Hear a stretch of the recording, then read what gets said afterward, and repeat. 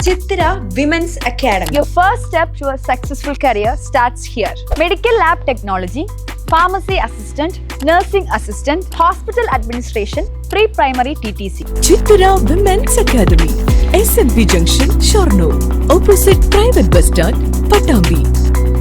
ഞാൻ മായ വിശദമായ വാർത്തകളിലേക്ക്. MLA ഫണ്ട് വകയിരുത്തി ഒറ്റപ്പാലം അസംബ്ലി മണ്ഡലത്തിലെ വിദ്യാലയങ്ങളിലെ ലൈബ്രറികളിലേക്ക് അനുവദിച്ച പുസ്തകങ്ങളുടെ വിതരണം നടന്നു.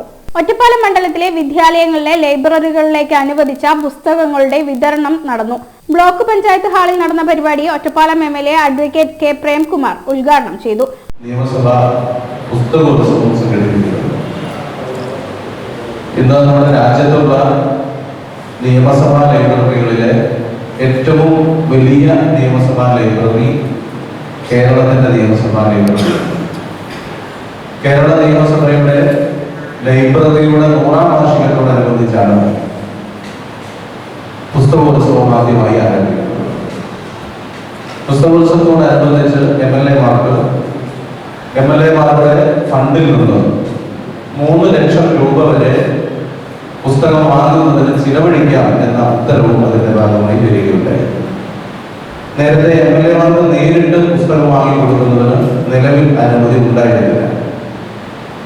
സ്വാഭാവികമായും ഇത് ഒരു ഓപ്ഷനാണ്. വേണമെങ്കിൽ വാങ്ങാം, വേണ്ടെങ്കിൽ വാങ്ങാം. നമ്മുടെ മുന്നിൽ നമുക്കറിയാം 100,000 ആവശ്യങ്ങൾ മണ്ഡലത്തിന്റെ വിവിധ ഭാഗങ്ങളിൽ സ്വാഭാവികമായും ജനങ്ങളുടെ ജീവിതവുമായി ബന്ധപ്പെട്ട വ്യത്യസ്ത നിലയിൽ വ്യത്യസ്ത തരത്തിൽ ഫണ്ട് വിനിയോഗവുമായി ബന്ധപ്പെട്ട ആവശ്യങ്ങൾ വരാറുണ്ട്.